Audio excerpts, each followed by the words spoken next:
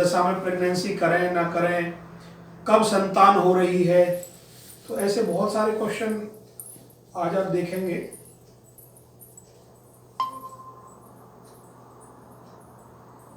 तो आज का जो हमारा जो टॉपिक है मेन, वो है संतान से संबंधित है। और इसमें थोड़ा सा आपको चेंजमेंट मिलेगा। जो आपने पहले पढ़ रखा है वो ठीक है, पर जो हम आज आपको कराने जा रहे हैं वो थोड़ा सा बिल्कुल डिफरेंट चीज़ें मिलेंगी आपको और एक्यूरेट होंगी। आप कहीं भी टेस्ट करिए, विद चैलेंजिंग पार्ट है ये आज वाला, क्योंकि ये नमस्ते, ये जो नमस्ते जी, नमस्ते सर। आज कौन सा टॉपिक चल रहा है? संतान से संबंधित है। अभी स्टार्ट ही कर रहे हैं, बस अभी चलो कुछ नहीं है। तो थोड़े से रूल डिफरेंट मिलेंगे आपको, तो कोई चौंकने वाली जरूरत नहीं है। तो पहले टेस्ट करेंगे आप, कोई भी कुंडली लेकर। आप पुराने टाइम में जिनका रह रहा होगा उनको भी आप टेस्ट कर सकते हैं। चलिए, तो आज का जो हमारा टॉपिक है मेन, वो है चाइल्ड बर्थ।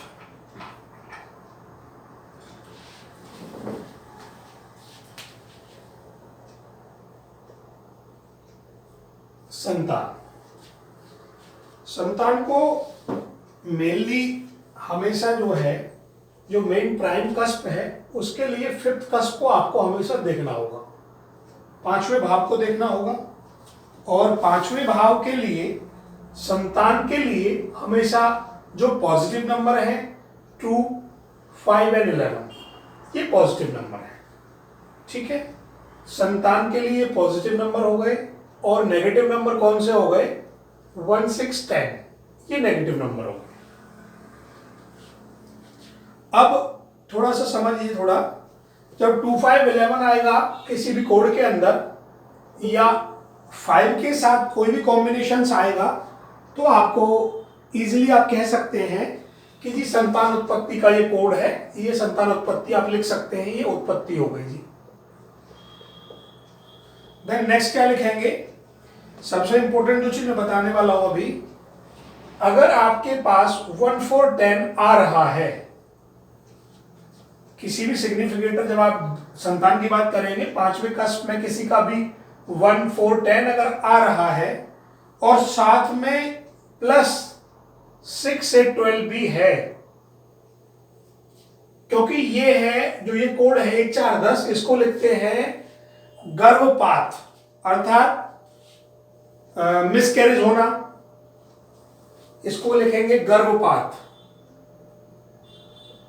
बच्चे का खराब होना, मिसकैरेज होना। प्लस में क्या लिखेंगे जब फ्यूचर में आगे बढ़ेंगे, तो यही कोड अगर आ रहा होता है तो यही कोड आगे चल के बनेगा हमारा गोद लेना। अभी फिलहाल के लिए केवल इतना समझना है कि 1, 4, 10 क्या है? मिसकैरेज है जी, बच्चा ना होने की सीमा है। अगर ये किसी का आएगा तो हम कहेंगे इस दशा में आप ट्राई मत करिए, दिक्कत रहेगा, बच्चा मिसकैरेज होगा, बच्चा नहीं होगा।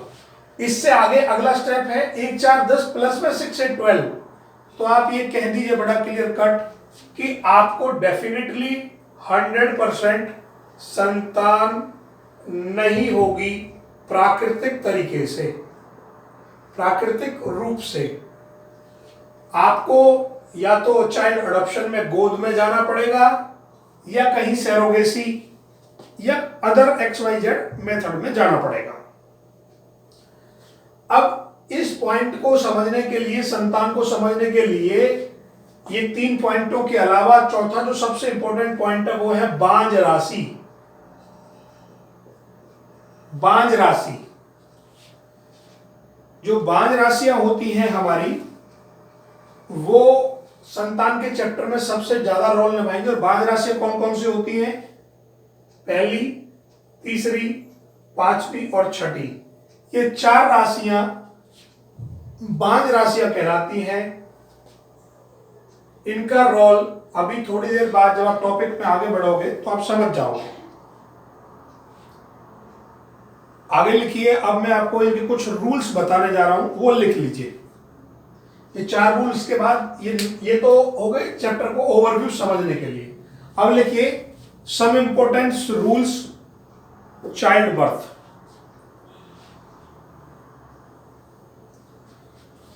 संतान उत्पत्ति के लिए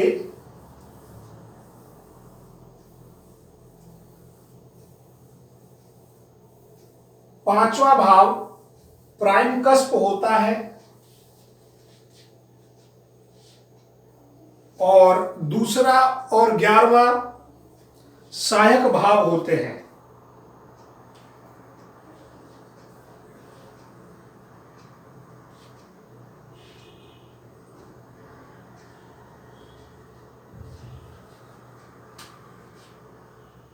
पहला रूल नंबर 1, यदि नेटल चार्ट में ये जो रूल लिखवा रहा हूं दोनों में बराबर काम करेगा, चाहे नेटल चार्ट हो और चाहे आईपी कुंडली हो, चाहे हॉररी कुंडली हो, कहीं भी सब जगह पूरा एक जैसा ही काम करेगा। तो क्या बोलूंगा मैं, पांचवें कस्प का fifth cusp sublord in star. पहला रूल कहता है यदि पांचवें भाव का उपनक्षत्रेश सबलॉर्ड इन स्टार वक्री नहीं होना चाहिए, वक्री नहीं होना चाहिए। यदि किसी की कुंडली में पांचवें भाव का सबलॉर्ड इन स्टार यदि वक्री है तो संतान उत्पन्न होने में प्रॉब्लम होगी। Rule number 2, fifth cusp sublord वक्री नहीं होना चाहिए।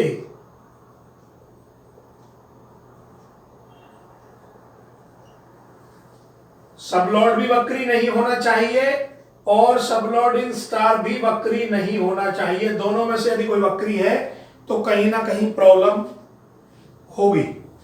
रूल नंबर 3 क्या कहता है, फिफ्थ कस्प सबलॉर्ड और नक्षत्र लॉर्ड किसको सिग्निफाई करें, 2, 5, 11 को सिग्निफाई करें।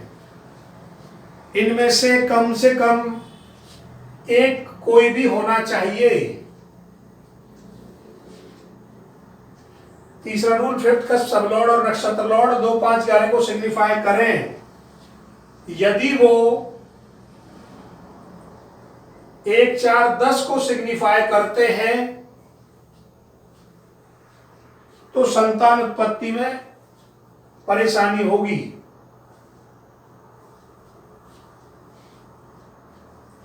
रूल नंबर 4 क्या कहता है,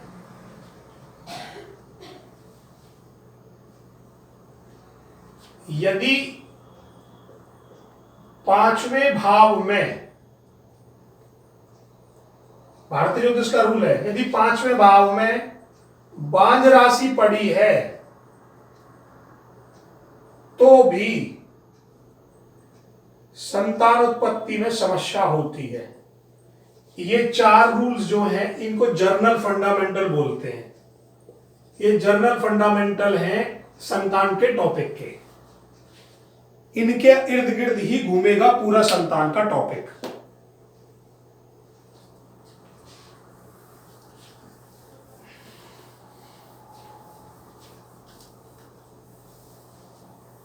अब देखिए, अब आगे लिखिए, अकॉर्डिंग, वो जो मैंने लिखा है फंडामेंटल, अकॉर्डिंग टू कृष्णमूर्ति पद्धति, अकॉर्डिंग टू कृष्णमूर्ति पद्धति के अनुसार ये रूल है चाइल्ड बर्थ के, जो मैं बताने जा रहा हूं। पहला रूल क्या कहता है, अभी जो पीछे पहले ओवरव्यू दिया पूरे चैप्टर का, फिर आपको मैंने बेसिक फंडामेंटल बता दिया कि बेसिक फंडामेंटल वो 4-5 रूल्स लिखवा दिए। अब अगला फंडामेंटल बनता है केपी का, कि केपी क्या कहता है इस टॉपिक के बारे में। वो कहता, ये केपी के रूल है पीछे भी जो लिखवाए, बट अब मैं थोड़ा सा और डीप में जा रहा हूं। पहला रूल लिखिए, रूल नंबर 1 लिखिए, समझते हुए चलना और साथ साथ जहां भी समझ में ना है वही पूछ लेना, इसमें कोई दिक्कत नहीं है। अभी मैं आपको क्या बताऊंगा, देखिए एक चीज ये समझ लीजिए थोड़ी सी पहले, जो कुंडली होती है किसी भी कुंडली के अंदर, 5th हाउस से हमें पता चलता है चाइल्ड उत्पत्ति के बारे में। तो फर्स्ट चाइल्ड कहां से देखते हैं, 5वें भाव से। सेकंड चाइल्ड कहां से देखेंगे बताइए, सेकंड चाइल्ड कहां से देखेंगे, बोलो seventh, region. Sir seventh house से देखेंगे क्योंकि सर थर्ड हाउस तो हमारा उसका रहता है ना कि भाई बहन का, छोटे भाई बहन, पांचवें से तीसरा जो रहेगा वो सेकंड बेबी का रहेगा, उसके छोटे भाई बहन, और उससे छोटा रहेगा 9 थर्ड बेबी का, और फोर्थ रहेगा 11th, और पांचवी संतान कहां से देखेंगे सेकंड हाउस, बताइए। सेकंड हाउस होगा सर। सेकंड हाउस क्लियर है। फर्स्ट हाउस से नहीं देखते हैं, लॉजिक यहाँ पांचवें से तीसरा, तीसरे से नौवां, नौवें से 11वां, 11वें से लगन पे नहीं आना है, लगन संतान नहीं देता है, सेकंड हाउस हमें संतान देता है, तो पांचवी संतान हम देखेंगे सेकंड हाउस से। तो सामने वाले का कोई भी क्वेश्चन होता है वो कहता है जी मेरे को तीसरी संतान है, तो तीसरी संतान के लिए कौन सा भाव देखेंगे, नाइन्थ हाउस। वो कहता है मेरे को चौथी संतान है तो कौन सा देखेंगे, फिफ्थ, सॉरी 11वां। फर्स्ट है तो 11वां। तो मैं यहां क्या बोलूंगा, अब मैं आगे जब बोलूंगा रिलेवेंट हाउस, RH, मतलब उसे क्वेश्चन के ऊपर डिपेंड हो, पहली पूछ रहा है, तीसरी पूछ रहा है, पांचवी, तो रिलेवेंट हाउस हो गया है। तो लिखिए रिलेवेंट हाउस का सबलॉर्ड, और रिलेवेंट हाउस का सबलॉर्ड और नक्षत्र लॉर्ड बेस्ड रूल। ये जो रूल है किसके ऊपर बेस्ड है, सबलॉर्ड और नक्षत्र के ऊपर बेस्ड रूल है। रूल नंबर 1 क्या कहता है, relevant house sublord, relevant house sublord, जिस भी भाव का हम चेक कर रहे हैं, जो संतान के बारे में जानना चाह रहा है, यदि वो सबलॉर्ड बांझ राशि में है, बांझ राशि कौन कौन सी होती है, 1, 3, 5, 6, यदि रिलेवेंट हाउस का जो सबलॉर्ड है आपका, वो यदि इन राशियों में बैठा है, आगे लिख दीजिए यस बैठा है, मान लिया हमने यस बैठा है, हमने खुद से आंसर क्लियर कर दिया, यस बैठा है। अगला सबलॉर्ड के बाद क्या आता है, नक्षत्र लॉर्ड, यदि नक्षत्र लॉर्ड भी बांझ राशि में बैठा है, 1, 3, 5, 6, यस ये भी कर दिया, तो रिजल्ट लिखिए क्या होगा इसका, परिणाम लिख लीजिए। सॉरी एक चीज और लिख लीजिए, थोड़ा सा एक चीज रह गई ध्यान से, पहले परिणाम बाद में आएगा। सबलॉर्ड भी बांझ राशि में बैठा है, नक्षत्र लॉर्ड भी बांझ राशि में बैठा है, और गलती से क्या कर दिया है, सिग्निफिकेटर भी तो बताओगे अभी, और सिग्निफिकेटर भी क्या हो गए हैं, 1, 4, 10 प्लस में गलती से 6, 8, 12 कहीं से ये मैच कर गया है। ठीक है, अब देखना बड़े ध्यान से, इधर समझो मेरी बात। सबलॉर्ड भी बांझ राशि में है, नक्षत्र लॉर्ड भी बांझ राशि में है, सिग्निफिकेटर भी नेगेटिव है, प्लस में 6, 8, 12 है। अगर ये इतना सा रूल बनता है तो 100% आप बोल दीजिए संतान नहीं होगी, कितना भी जोर लगा ले,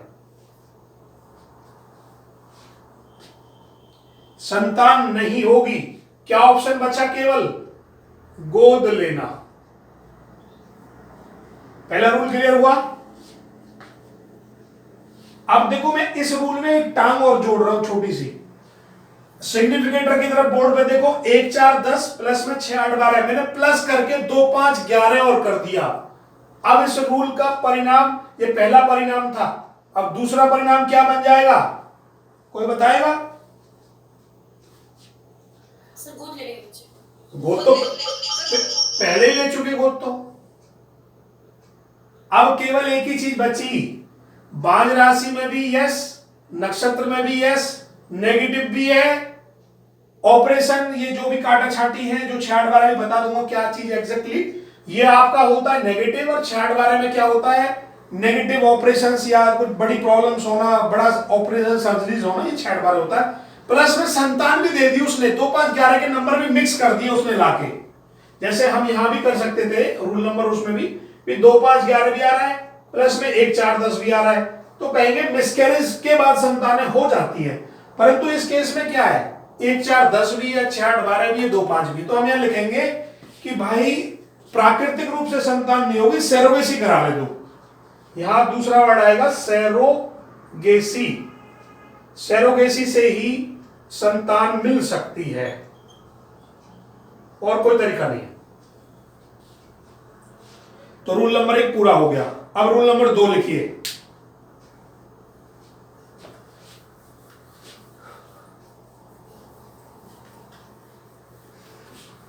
रूल नंबर 2 क्या कहता है, लिखिए। सबलॉर्ड बांझ राशि में नहीं है। अब ये अपने आप लिख लेना, रिलेवेंट हाउस जो भी बात कर रहा है, ये सबलॉर्ड जो है बांझ नहीं, नोट कर दिया, नहीं है भैया बांझ राशि में। और सबलॉर्ड इन स्टार, नक्षत्र बांझ राशि, यस है, ये बांझ राशि में कर दिया मैंने। और साथ में क्या हो गया है, वही सेम फॉर्मूला कि 2 5 11 भी है, संतान के लिए प्रेरित तो कर रहा है। कुछ नेगेटिव नंबर भी हैं। संतान के नेगेटिव नंबर बताइए कौन कौन से होते हैं, बोलिए। 1 4 10 1 4 देखो, संतान के जब मैं नेगेटिव भी बात करूंगा तो ये आप बोल सकते हैं 1 है, 4 है, 10 है, 8 है, सॉरी 1 4 10 8, और सॉरी उसके लिए हम छठे को भी, अभी 6 8 12 को भी नेगेटिव में ले सकते हैं थोड़ी देर के लिए। ये सब नेगेटिव है संतान के लिए। ये मेन प्राइम नेगेटिव है 1 4 10, उसके बाद 6 8 12 नेगेटिव है, या 6 8 12 बोल दीजिए सीधा सीधा सा। तो मेरे पास यहां इस रूल में क्या है कि बांझ राशि नहीं है, नक्षत्र बैठा है, संतान है, प्लस में कुछ नेगेटिव नंबर है, 1 4 10 6 8 12 लिख दिया मैंने जैसे। तो क्या हो रहा है इस केस में, क्या क्या रिजल्ट आएगा, आप सीधा लिखिए ट्रीटमेंट से परिणाम। इसका परिणाम लिख दीजिए, क्या होगा, वर्ड का याद रखना, वही बताना। ट्रीटमेंट 2 तरह का होता है, भी बताऊंगा आगे एक्सप्लेनेशन में। यहां लिख दीजिए ट्रीटमेंट, ट्रीटमेंट से इलाज, और ट्रीटमेंट के नीचे लिख देना इलाज में चाहे पूजा पाठ हो और चाहे आईवीएफ हो। कई बार पूजा पाठ से भी संतानें होती है, बताऊंगा वो भी तरीका, और आईवीएफ से भी हो जाती है। अब रूल नंबर 3 क्या कहता है, सर इस केस में होती जरूर है संतान, मतलब हाँ हो जाएगी, ट्रीटमेंट से होगी, बिना ट्रीटमेंट लिए नहीं होगी। आप उसको बोल दो भैया अपना इलाज करा ले, डॉक्टरी करा ले, चाहे आप एस्ट्रोलॉजी इलाज करा ले, कोई सा भी इलाज करा ले, वो तुम देख के बताओगे कि कौन सा इलाज कामयाब होगा। रूल नंबर 3 क्या कहता है, लिखिए रिलेवेंट हाउस। अब की बार उल्टा कर दीजिए, सबलॉर्ड क्या है बांझ राशि में, यस, और नक्षत्र क्या है बांझ राशि में, नो। ठीक, और क्या हो गया, 2 5 11 सिग्निफिकेटर हैं और नेगेटिव के भी सिग्निफिकेटर हैं, 4 8 12 दे दिया, 1 4 8 10 दे दिया, ये भी है हमारे पास। तो रिजल्ट क्या मिलेगा इसमें, सामान्य इलाज। क्योंकि मैंने हमेशा क्या बोला है, पावरफुल कौन होता है, नक्षत्र। ये नहीं बैठा है बांझ राशि में, उसमें बड़ा इलाज की जरूरत थी, इसमें बहुत कोई बड़े इलाज की जरूरत नहीं, सामान्य ट्रीटमेंट है, कोई छोटी मोटी 19 20 की तरीका है, और प्राकृतिक तरीके से काम हो जाता है। नॉर्मल ट्रीटमेंट, सामान्य इलाज, या प्राकृतिक रूप से ही जन्म हो जाएगा। रूल नंबर 4 क्या कहता है, लिखिए रिलेवेंट हाउस का सबलॉर्ड बांझ राशि में नहीं है, और नक्षत्र लॉर्ड भी बांझ में नहीं है, सबलॉर्ड 9 बांझ राशि में नहीं है, नक्षत्र ये भी बांझ राशि में नहीं है, और रिलेवेंट हाउस क्या कह रहा है, वो 2 5 11 दे रहा है, कह रहा है जी यस मैं दे रहा हूं, नेगेटिव नंबरों को भी दे रहा हूं साथ में, 1 4 8 ये भी दे रहा हूं, सारे दे रहा हूं। तो ऐसे केस में क्या रिजल्ट होता है, बड़े ध्यान से सुनना, ये केस थोड़ा टिपिकल है। ये भी बांझ राशि में नहीं है, ये भी बांझ राशि में नहीं है, खाली नंबर पॉजिटिव भी नंबर है, नेगेटिव भी भर दिया उसने लाके, मिक्स हो गया। तो अब क्या होगा, ऐसे केस में क्या रिजल्ट आता है, इसका जो परिणाम निकलेगा वो हमेशा क्या निकलता है, लिख लो इस बात को। परिणाम जो बनता है वो बनता है पहले मिसकैरेज,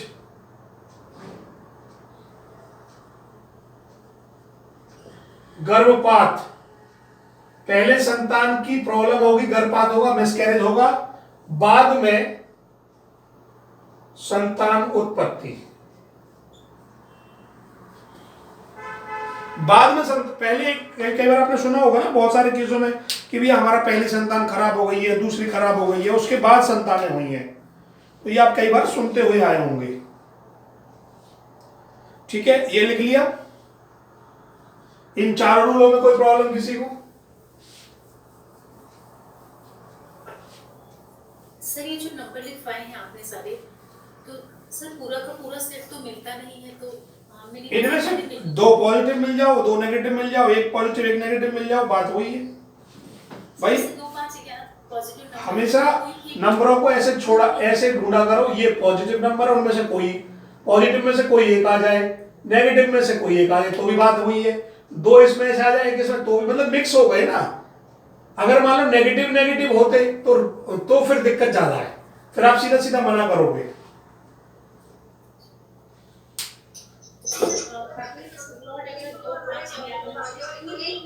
तो बच्चे हो जाएंगे, चाहे 2 देते 5 देते या 11 देते, कोई भी।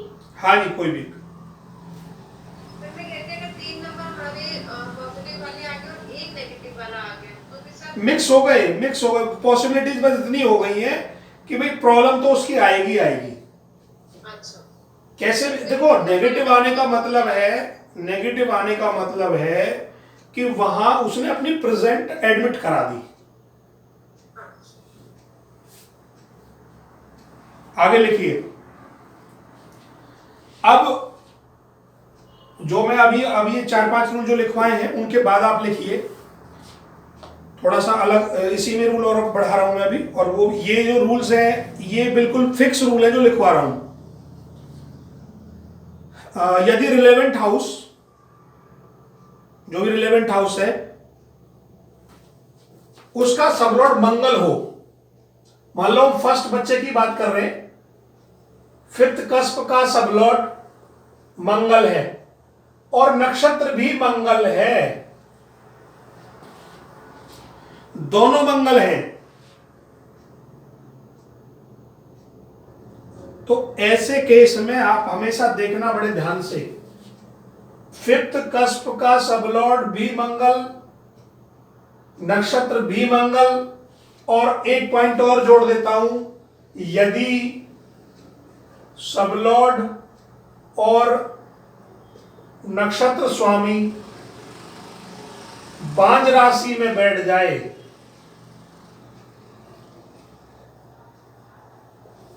बांझ राशि में बैठ जाए, तो आप इसका जो परिणाम है क्लियर कट लिख दीजिए, नो चाइल्ड, बच्चा नहीं होगा, अगर हो गया तो मर जाएगा।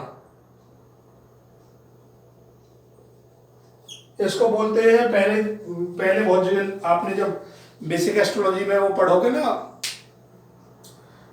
साराबली के नियम से, तो इसको बाधव्य योग, बांझ योग भी बोलते हैं इसको। सर एक बार दोबारा बताना कि सब लोड भी मंगल और नक्षत्र लोड भी मंगल हो जी, और ये मंगल बांझ राशि में बैठ जाए,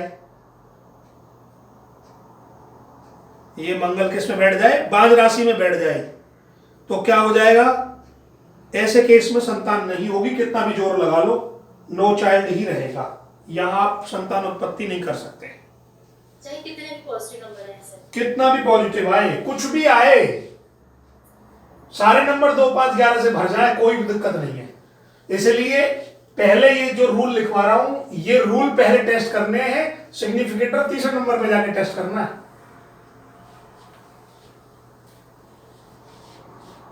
सबसे प्रिय टॉपिकों में रहा है मेरा संतान, क्योंकि मेरी सारी रिसर्च जो पीएचडी आई वो ये वो संतान और मैरिज पर ही हुई है, तो ये अपने रूल है, कहीं मिलेंगे नहीं आपको।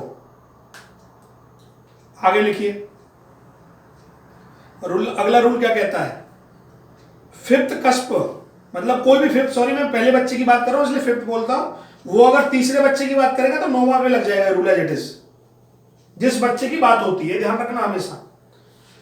मैं फर्स्ट की बात कर रहा हूं, तो अब अगला रूल क्या कहता है इसी के अंदर, फिफ्थ कस्प सबलॉर्ड यदि केतु है,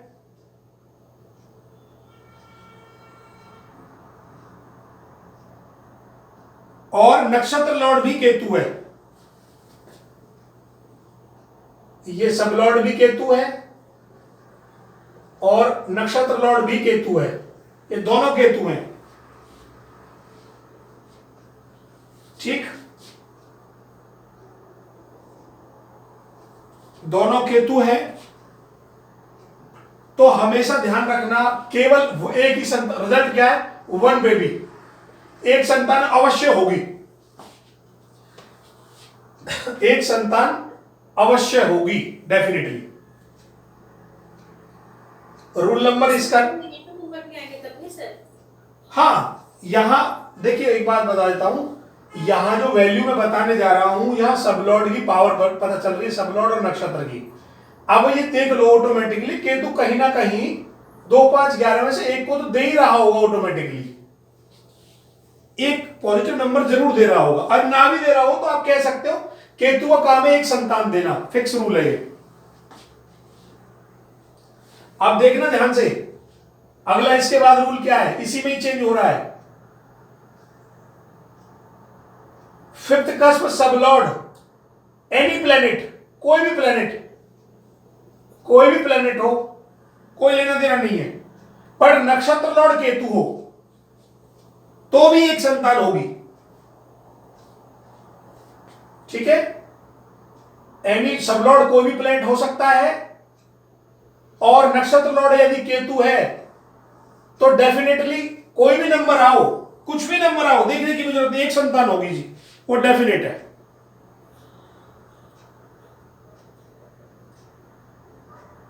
अब अगला रूल क्या कहता है, fifth cusp sublord any planet, ये कोई भी प्लेनेट हो और नक्षत्र क्या हो, मंगल हो, और क्या करे, सिग्निफाई करता हो 1, 4, 10 और नेगेटिव नंबरों को, 100% संतान नहीं होगी,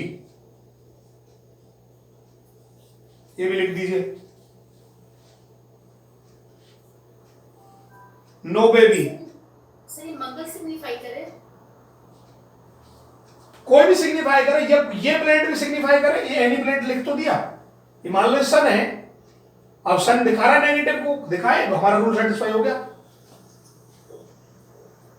नहीं सर, जैसे नक्षत्र लॉर्ड मंगल आ जाए और सिग्निफिकेटर में पॉजिटिव नंबर हो, एक पॉजिटिव नंबर है, हाँ तो भी नहीं होगी, तो भी नहीं। यहां रूल इसका वैल्यू है, सबलॉर्ड स्टार पे कौन बैठा है, अच्छा, नक्षत्र लॉर्ड का, नक्षत्र लॉर्ड कौन बैठा है, इसकी वैल्यू है, ठीक।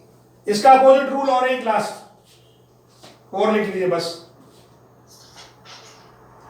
इस केस में ना ये जो मैंने लिखवाया अभी, फिफ्थ का sublord any planet, sublord star Mangal, mute करिए, और नेगेटिव नंबर भी हो, तो यहां पे संतान नहीं होगी, एक बार 1% कभी कभी संतान हो जाती है, तो वो बिग ऑपरेशन से होगी, बड़ा ऑपरेशन, ये भी लिख लेना इसमें, इसी में होता है बिग ऑपरेशन।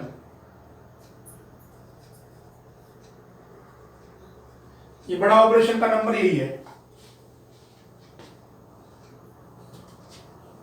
और इसका अपोजिट रूल लिखवा रहा हूं, वो लिख लीजिए, फिफ्थ का सबलॉर्ड एनी प्लेनेट हो, fifth cusp sublord any planet, और नक्षत्र लॉर्ड भी एनी प्लेनेट, कोई भी प्लेनेट हो सकते हैं ये, और क्या करे, बट सिग्निफाई कर रहा है नेगेटिव को, सिग्निफाई कर रहा है 1, 4, 10, 6, 8, 12 को, सिग्निफाई कर रहा है नेगेटिव को, तो क्या लिखेंगे इस केस में, कि ये तो कोई भी प्लेनेट है, ये भी कोई भी प्लेनेट है, सिग्निफाई नेगेटिव कोरल लिख लीजिए। इस केस में क्या होगा, इस केस में लिखते हैं संतान तो होगी परंतु ऑपरेटिव मतलब ट्रीटमेंट के तरीके से।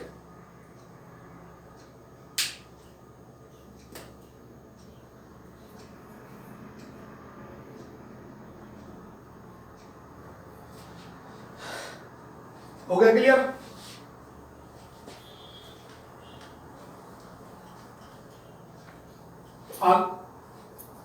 आगे एक पॉइंट और लिखिए, भारतीय ज्योतिष का पॉइंट है, बहुत इंपोर्टेंट पॉइंट है।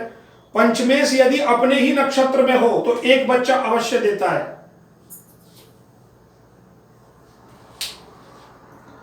पंचमेश यदि अपने ही नक्षत्र में हो, ये बहुत इंपोर्टेंट पॉइंट है।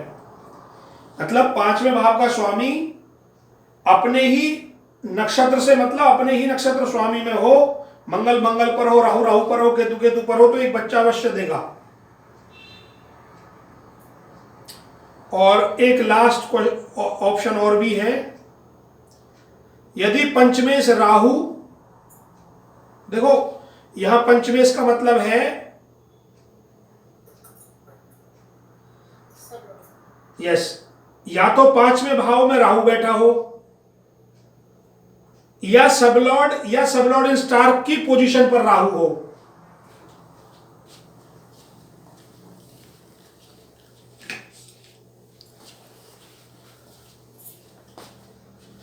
पंचमेश से यहां मतलब है पंचम, यदि पंचम भाव में राहु या केतु हो, या sublord in star Rahu Ketu हो, तो एक बच्चा अवश्य होता है। यहां तक आपका ये छोटा सा जो टॉपिक है संतान से रिलेटेड, मतलब ये अभी इसके बहुत सारे क्वेश्चन रहते हैं अभी तो, कि जो है कौन सा बच्चा होगा, ट्विंस कौन सा होगा, वो आगे कर देखते हैं। यहां तक कि ये सारे रूल्स एक बंडल बना दिए गए हैं। इन रूलों को यदि आप अप्लाई करके देखेंगे तो आपको संतान से संबंधित चैप्टर समझ में आने लगेगा कि संतान किसको नहीं होनी है, किसको होनी है, किसको ट्रीटमेंट होगा, किसको आईवीएफ के लिए बोले, क्या बोले, ये इतना टॉपिक यहां तक एक ही बंडल में खत्म हो जाएगा।